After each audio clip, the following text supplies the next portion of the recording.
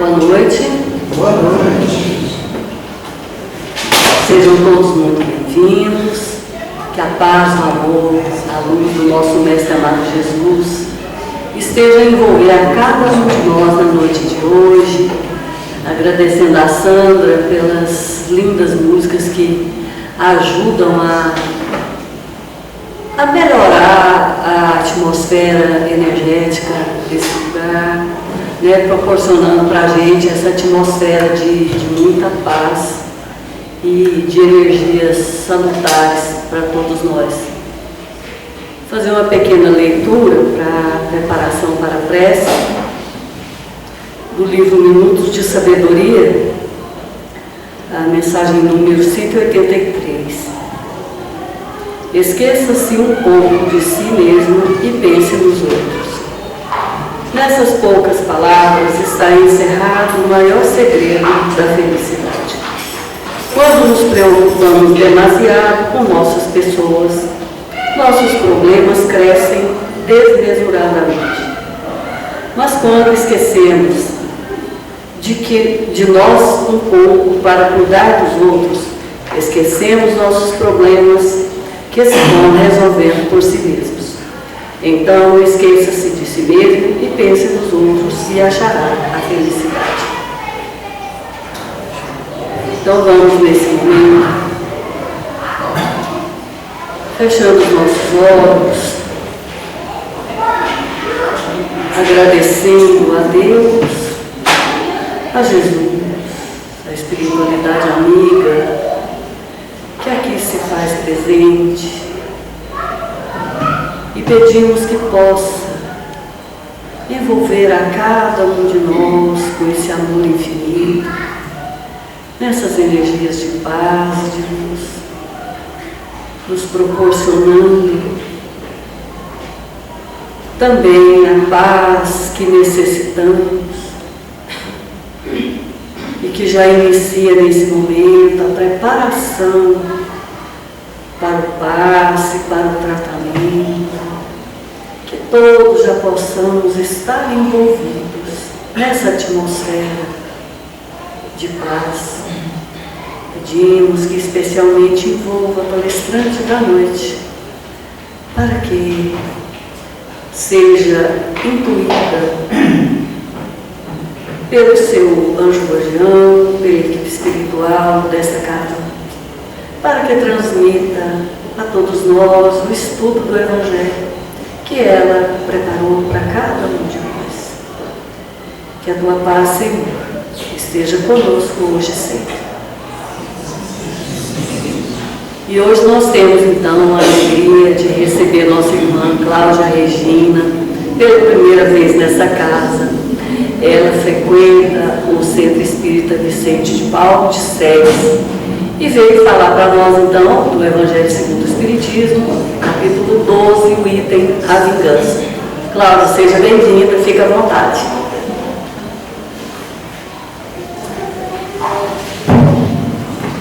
Boa noite. Boa noite.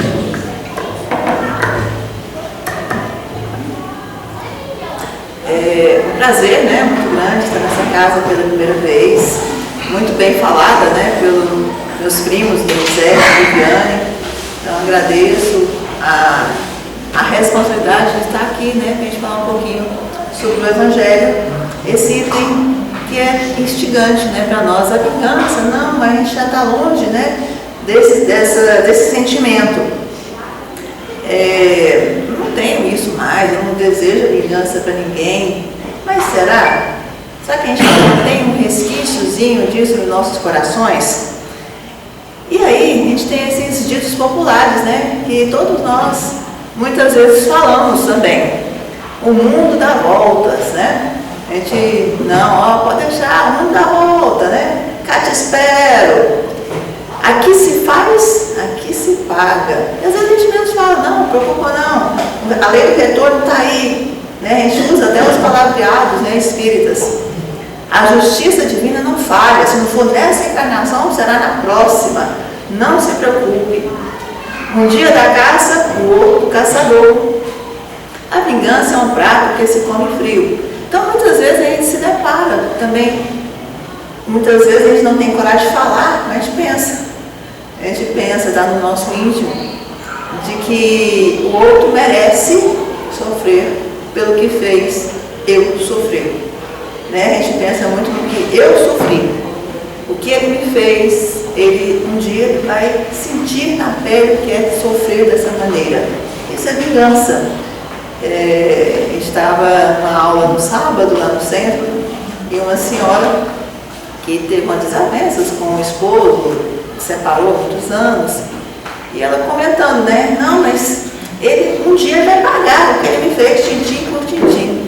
Eu falei, você sabe como é que isso se chama? Isso se chama vingança. Ela, não, isso é justiça divina.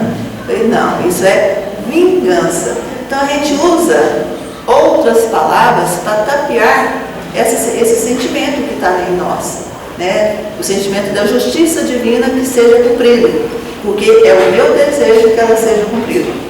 Então essa é a dificuldade que temos de aceitá-la. A vingança é a justiça com as próprias mãos, é quando a gente quer fazer com as próprias mãos a justiça. E na verdade, a gente precisa o quê? Colocá-la nas mãos de quem realmente está nos regendo, né? A pessoa fica sempre revivendo o fato, tentando ver como iria fazer para revidar. Às vezes a gente se pega, né? Também no nosso dia a dia, alguém fala alguma coisa, a gente se sente um pouco ofendido. Ele fala, mas por que eu não respondi na hora? Né? A gente tem essa... E vai com aquela sensação de que eu devia ter falado, eu devia ter revidado. Então são coisas que a gente se pega fazendo. E a lei do talião, né, está aí estudado, né, ele ainda tenta ser praticado em muitos lugares. E a gente tenta colocá-lo em prática nos dias de hoje, nessa questão de pagar com a mesma moeda, pagar do jeito que fez aquilo que ele me fez. E essa lei, ela é antiga, ela está ali, ó, é registrada há 18 séculos antes de Cristo, já falava dessa lei, no Código de Hammurabi, nos livros Levítico do Antigo Testamento, no direito romano e no Alcorão, né, no livro sagrado do Islã.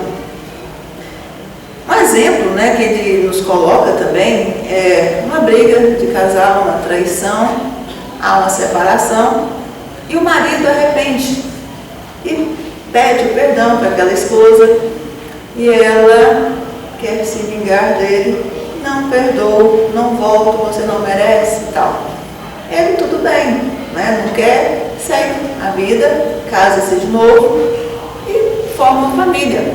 Mas aquela ex-esposa nunca se esquece do que aconteceu com ela, daquela traição. E revive aquela dor anos a fio. Ela fica presa no passado. E sofre todas as vezes que ela lembra daquele fato. Ela ressente tudo de novo, guardando, se adoecendo. E eles nos relatam. E ela prepara uma vingança futura para realizar. Que o ato que ele fez não chega nem aos pés do que ela está fazendo com ela mesma e com a situação que ela cria em volta. Então, os Espíritos nos ensinam que aquela traição, ele se arrependeu, ele buscou a reparação, ele buscou voltar atrás. Mas ela não quis o perdão, ela não quis perdoá-lo. E durante mais de 30 anos, preparando a vingança. Então, isso é muito pior do que o ato que ele teve. Então, o dele, ele refez o problema, se refez, buscou outros caminhos e ela ficou presa naquele sentimento, naquelas emoções. E quantas pessoas a gente vê nessa situação, presa a este passado, sofrendo tormentos constantes e fazendo a família sofrer por causa de um ato que se passou, que já tem anos, e ela não quer perdoar, ela quer a vingança. A vingança que o outro sofra como ela sofreu. E Divaldo Franco, né, nosso querido, que partiu pelo plano espiritual, ele sempre fala, né, Notícias de Joana de Ângeles, né, que é preferível ser vítima do ódio ou do mal do que ser o autor. Porque se bem suporta através do perdão, pode avançar. O outro está aprendendo o seu destino nos caminhos da dor e do sofrimento. Ou seja, quando você consegue superar aquilo que você sofreu pelo perdão, você avança degraus. Quando você permanece naquelas emoções de não perdoar, de guardar, de querer revidar, você fica preso. E preso na dor, você está buscando a dor, está buscando o sofrimento. O perdão, ele é a libertação daquilo tudo que a gente busca, que é a verdadeira felicidade. No Evangelho segundo o Espiritismo, ele nos coloca que aprendeste, olho por olho, dente por dente. Mas Jesus disse o quê? Não resistir ao mal que quiserem vos fazer. Mas se alguém vos bater na face direita, apresentai-lhe também a outra. Ele nos dá maneiras de seguir o que fazer para que a gente consiga realmente a verdadeira felicidade. Se alguém quiser demandar contra vós para tomar vossa túnica, dai também vosso manto. E se alguém quiser vos obrigar a andar por passos, ande mais 2000. Dai àquele que vos pede, não rejeiteis jamais aquele que vos pedir emprestado. E a gente vê quantas discórdias nas famílias por causa dessas questões de fulano, ele sempre ganhou mais do meu pai, ele sempre recebeu mais bens do meu pai do que eu. E agora, na repartida da herança, quer mais e quer mais. E a gente vê as famílias brigando por causa disso. E Jesus nos ensina, se Ele quer, é melhor você dar até o dobro e busque a sua paz. Se Ele quer a sua túnica, dê, porque você quer paz. A gente não quer estar certo, a gente quer a paz. A paz, ela é desprendimento, ela é perdão, ela é desapego. E faz parte desse processo aí, esse aprendizado, esse desapego a tudo que nós temos, E quantos sofrimentos nossos é por apego a pequenas coisas. Mas Ele quer a minha túnica, E nessa época a túnica era uma veste extremamente cara para o inverno de lá. Então é algo extremamente valioso para aquela época. Então, se Ele dá, não tem problema, desprende, mas tenha paz, busque a sua paz. Seja menos apegado. E Abraham Lincoln, ele nos dá também uma grande lição, que tinha, na época que ele estava nas suas campanhas, no seu trabalho, antes de ser presidente, tinha um grande adversário dele, Edwin Stanton, não sei se é assim que pronuncia, mas ele era um grande adversário, que ele estava sempre a caluniá-lo, a buscar os seus erros, a buscar onde ele estava errado e difamava ele muito, para que ele não elevasse politicamente. Ele tinha uma contenda muito importante com Abraham Lincoln. Quando Abraham Lincoln venceu a eleição, a primeira pessoa que ele chamou para um cargo importante foi o próprio Edwin Stanton. Era, se não me engano, o Ministério das Despesas da Guerra, que controla essa parte da defesa dos Estados Unidos, que era extremamente importante. E o seu grupo de apoiadores falou assim, como assim você vai colocar justamente ele? Você não sabe o que ele já fez com você? Ele falou, não importa, ele é o melhor para o cargo. Ou seja, não guardou nenhum ressentimento daquilo que aconteceu, porque ele tinha consciência tranquila de que ele estava certo. As calúnias, as pessoas iam perceber com o tempo que aquilo não era verdade. Então ele não precisava estar apegado ao que o outro falou, mas colocou em prática os ensinos do Cristo. E quando, no processo, eles foram extremamente amigos, transformou aquela pessoa, aquela inimizade, em uma grande amizade. E no seu funeral, quem fez o discurso, porque a gente vê, a cultura americana tem aquele grande discurso no funeral. E e o seu discurso foi realizado por ele, né, mostrando quanto a gente consegue transformar aqueles grandes adversários nossos, pode ser realmente verdadeiros amigos. E aí Jesus nos traz aquela lição: reconcilia-te depressa com teu adversário enquanto estás no caminho com ele. Reconciliar é uma palavra muito maior do que perdoar. Não sei se vocês já viram o significado de reconciliar. É você retornar às relações, é você voltar às relações que você perdeu. Não é simplesmente perdoar. Perdoei, mas deixa pra lá, não quero vê-lo mais, cada um no seu canto, né? A gente costuma perdoar, mas não quero vê-lo mais. Reconciliar é você retornar à convivência, retornar os laços, os elos perdidos. Buscar aquela relação que antes, né, você tinha, antes de ter algum problema. Isso é reconciliar. O quão difícil a gente ainda está para fazer essas atitudes, mas são atitudes que nós precisamos aprender no nosso dia a dia. No Evangelho segundo o Espiritismo, nos coloca que apenas a fé na vida futura e na justiça de Deus, que nunca deixa o mal impune, pode dar força para suportar-se pacientemente os golpes dados aos nossos interesses e ao nosso amor próprio. Sem ter fé no futuro, tem como a gente aceitar, né, o nosso filho de 4 anos morrer com uma doença grave? Aceitar uma família ser dizimada por algum assassino cruel? Aceitar uma falência financeira porque o outro me traiu e pegou todos os meus bens? Então isso é muito difícil a gente aceitar.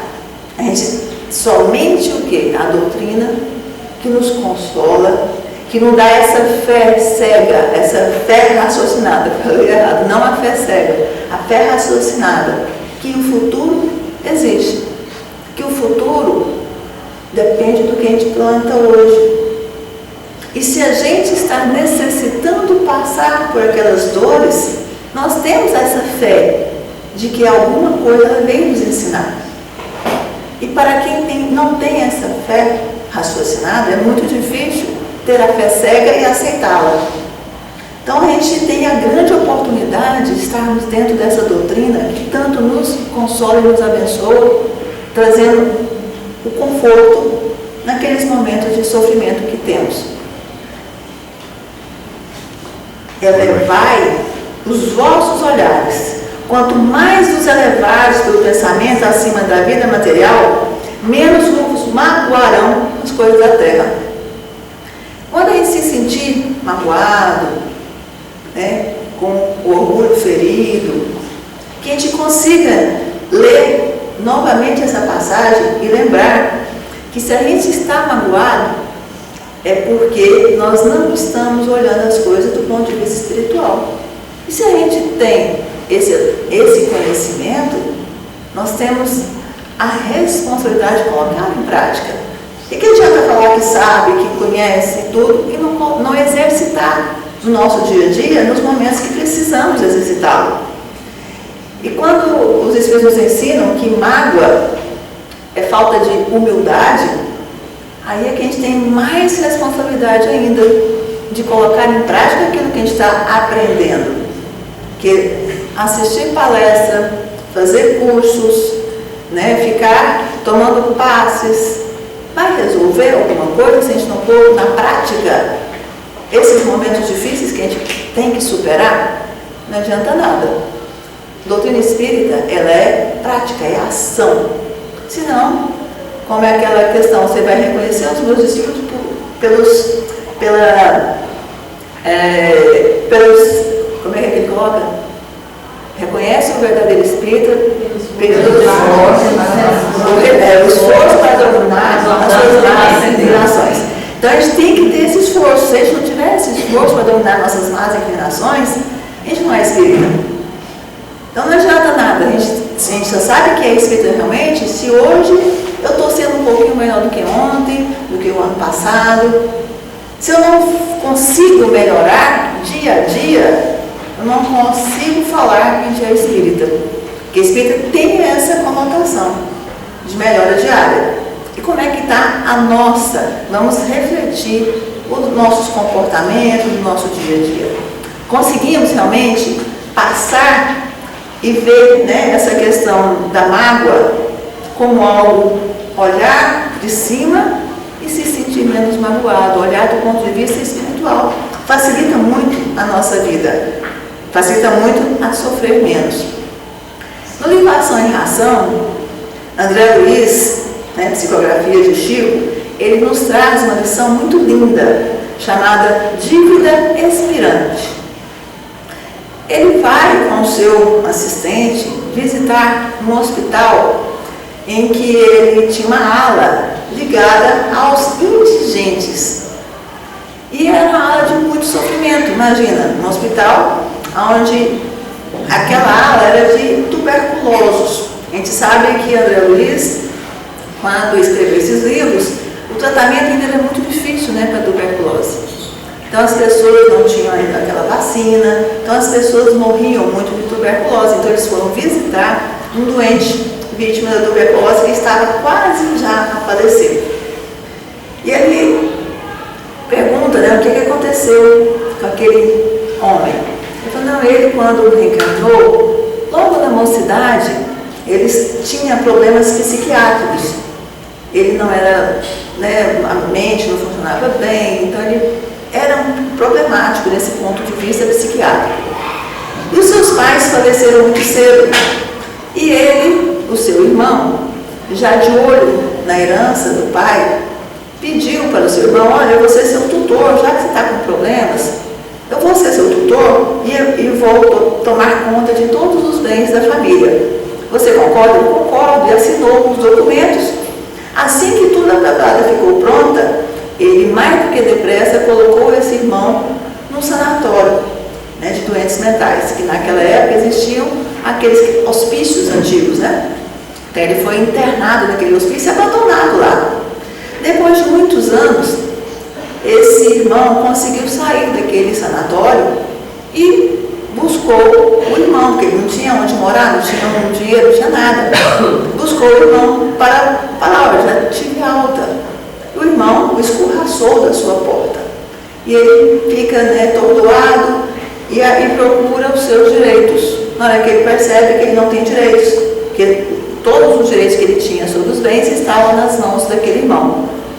E ele procura empregos, que aí ele começava, né, e o único emprego que ele conseguiu foi de guarda noturno.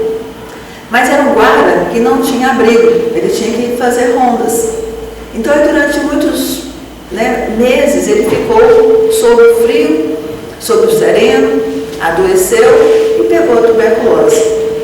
E estava internado ali já nos seus últimos momentos de vida.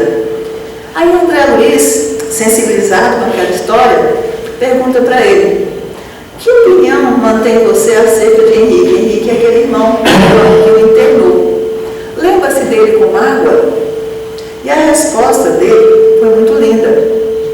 Pobre Henrique, ele estava com dó do irmão. Não deverei antes lastimá-lo? Acaso não deverá ele igualmente morrer? De que ele terá valido a apropriação indébita, se será também um dia alijado do corpo? Por que me reportaria a perdão se ele é mais infeliz do que eu?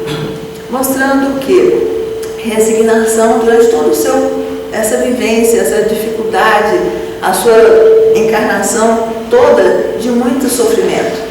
Mas ele passou resignado aquilo ali. E não tinha guardado nem mágoas do seu irmão, que pegou tudo aquilo que ele tinha direito. E ele continua. Jesus não teve uma palavra de censura para os truculentos algozes. Ao invés de incriminá-los, pedira ao Pai Celeste amorosa proteção para todos. Com que direito julgarei assim meu próprio irmão? Se eu, alma necessitada de luz, não posso penetrar os divinos juízos da providência. Então ele próprio já dá esse testemunho, né, do exercício do cristianismo. E aí vamos entender, né, por que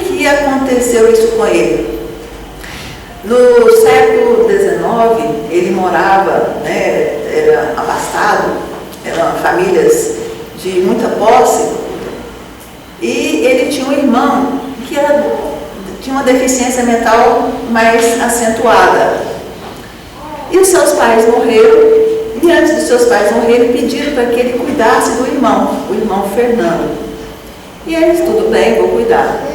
Mas, acostumado com as festas, com a vida, né, de aparências, ele impede que o seu irmão participe das festas que ele promovia. Mas o irmão com deficiência mental não entendia e queria participar. Ele pega e constrói uma prisão para seu irmão no fundo da casa, onde ninguém pudesse ter acesso a ele. E esse irmão fica toda a sua vida preso naquele lugar para que ninguém o visse. E ele gasta todo o dinheiro que ele tinha de herança. Quando ele se lembra, agora eu estou cheio de dívidas, aonde eu vou arrumar dinheiro para pagar? Com a herança do meu irmão. Então eu pego, vou colocá-lo para dormir ao relento, para que ele possa adoecer e morrer o mais cedo possível. E assim fez. Ele, na época tinha os escravos e deu a ordem, olha, é para ele dormir, que Fernando durma ao relento todas as noites. E Fernando, mesmo tendo asmático, ele ficou 2 anos passando por esse sofrimento e não adoecia. E ele pensa, não, então não tem outro jeito, eu vou ter que executá-lo. Ele pega 2 escravos que já eram delinquentes, dá um dinheiro, uma posse para ele e fala, vocês vão fugir daqui e vão para outros mundos que ninguém vai te encontrar. E na mesma noite, ele entra no quarto de Fernando e esfaqueia o seu tórax e ele desencarna, né, com a hemorragia torácica. No outro dia, quando descobrem, acham que foi o escravo, né? Fugiu de noite antes de matar Fernando. E ele recebe a herança daquele irmão por seu direito. Quando ele desencarna, ele cai naquele peso de consciência, de culpa terrível. E ele entra num processo de adoecimento mental atroz no mundo espiritual e não consegue esquecer daquilo que ele fez. Depois de muitos anos de zona de sofrimento, ele é socorrido, mas ele implora. Antes dele continuar no seu processo de evolução, ele precisava passar por tudo aquilo que ele fez o seu irmão passar. Então, por isso que ele veio naquela situação. Foi órfão cedo, né? No ambiente sombrio de um manicômio que ele também prendeu o seu irmão no passado, e padeceu como guarda noturno frios temporais a que expusera aquela vítima indefesa. Então, ele passou por tudo aquilo porque ele implorou que aquilo acontecesse com ele para que ele tivesse paz na sua consciência. Quando a gente começa a ter esses relatos, esses depoimentos, a gente começa a entender por que a gente passa, né, por tantas dificuldades, com tantos problemas, e a gente tem que lembrar, nós imploramos por eles, para quê? Para ter paz de consciência. Entretanto, pela humildade e paciência com que tem sabido aceitar os golpes reparadores, ele conquistou a felicidade de encerrar em definitivo o débito a quem nos reportamos. Então, não é simplesmente passar pela dor, é passar com resignação, com paciência e com humildade. Porque se passar por tudo aquilo ali, mas revoltado, não vai resolver nada. Não vai ser só um sofrimento a mais. Não vai servir do resgate que ele precisava. Não vai servir para quitar com a sua consciência. É necessário humildade, paciência e resignação com tudo aquilo que a gente precisa passar nessa encarnação. Com todas as dores necessárias para a nossa paz de consciência. Que às vezes a gente não consegue entender, mas iremos entender quando estivermos do outro lado. Então, que a gente faça essa meditação no nosso dia a dia quando começarmos a revoltar, quando começarmos a não aceitar aquela dor necessária para a nossa evolução. E ele continua: quando o enfermo sabe acatar os celestes desígnios entre a conformação e a humildade, traz consigo o sinal da dívida expirante. Então, quando a gente conseguir superar aquilo ali com paciência, com resignação, tenhamos essa fé raciocinada e inabalável que a nossa dívida está acabando. Mas ela precisa ser bem vivida. Se não for bem vivida, não vai resolver. Vamos ter que passar novamente, porque ela é para nosso aprendizado. São lições que, se a gente não aprende, um aluno é assim, se não aprende a lição, ele não tem que fazer de novo. Então, se a gente não aprender a lição com aquela dor, infelizmente, ela vai ser necessária novamente, até a gente aprender o que é necessário para nosso crescimento moral. Nessa item ainda fala o seguinte: Jules Olivier, que a vingança é um dos últimos vestígios dos costumes bárbaros que tendem a desaparecer dentre os homens. Então, essas emoções que a gente ainda tem, que tenta tapear com outros termos, são vestígios dos bárbaros que ainda trazemos entre nós. Então, é bem forte, né, quando ele coloca isso. Mas, nossa, eu ainda estou ligado, né, a esse passado tão remoto. E ele continua, dá uma briga, né, puxa a nossa orelha. Parem, portanto, com estes costumes selvagens. Parem com estes costumes de outros tempos. Mas não é, como a gente colocou aqui, aquela vingança que a gente consegue perceber, mas aquela que a gente falou do início. A lei do retorno, a lei da ação e reação. A gente fica desejando essa lei se cumpra. Esquecemos que a lei é divina, né? Não é nós que vamos determinar como ela será cumprida. Todo espírita que hoje pretender ainda ter o direito de se vingar será indigno de figurar por mais tempo entre aqueles que tomarem por lema: fora da caridade não há salvação. Recuso-me a aceitar a simples ideia de um membro da grande família espírita possa ceder aos impulsos da vingança ao invés de perdoar. Então, é difícil perdoar, não é fácil. Ninguém disse que isso é fácil. Mas nós temos mais responsabilidades com as nossas emoções. A emoção desequilibrada, ela leva a caminhos que a gente tem dificuldade, às vezes, de reparar. Né? Se a gente se deixa levar pela raiva, se deixa levar por palavras, a gente se deixa levar, né, por influenciações, e a gente, às vezes, fala no ímpeto coisas que não teria como mais voltar atrás. A gente tem que ter mais responsabilidade no que a gente fala, no que a gente pensa, no que a gente sente. Nós temos que lidar com essa responsabilidade de ser espírita. Não é fácil, mas a gente tem que se cobrar, sim, tem que cobrar. Porque se a gente não se cobra, a gente não muda. Enquanto a gente não é cutucado, a gente não muda, né? É aquele que eles chamam assim, o famoso aguilhão que necessita para que a gente consiga realmente colocar em prática. Finalizando, mais um testemunho de alguém, é um serial killer nos Estados Unidos, tem no YouTube esse vídeo, eu esqueci o nome do texto dele, em que ele matou muitas mulheres e já estava em julgamento. E no júri, os familiares passavam por ele, desacatando, xingando, que você pague tudo que você fez, você vai parar no inferno, você vai sofrer tudo que você fez, você vai sofrer. Então, cada um desejando mais o mal para aquele espírito que estava ali sendo julgado.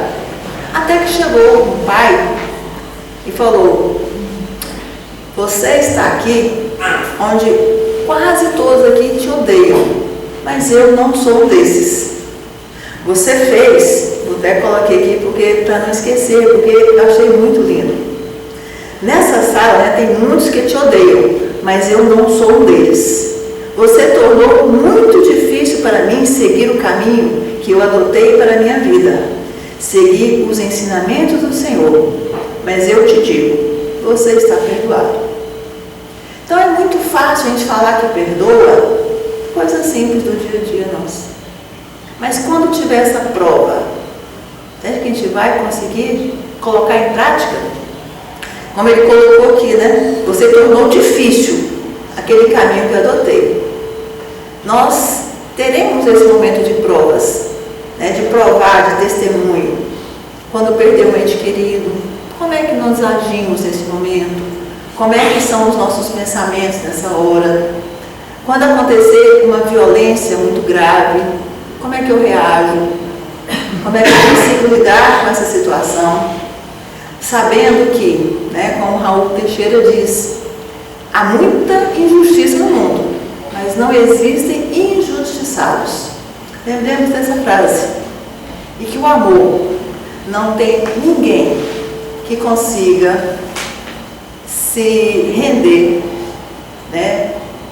Não deixar de se render a ele. Então, o amor é a única coisa que transforma.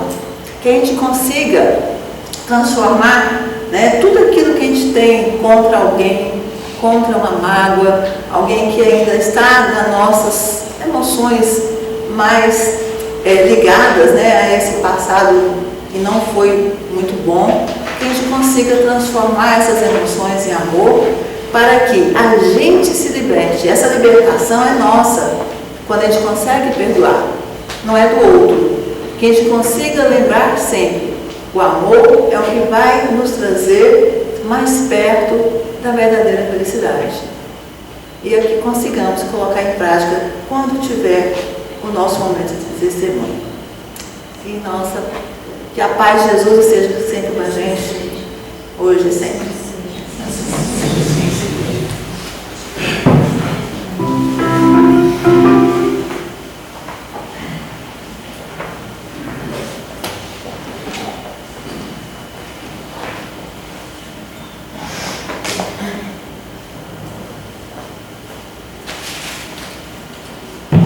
Boa noite a todos.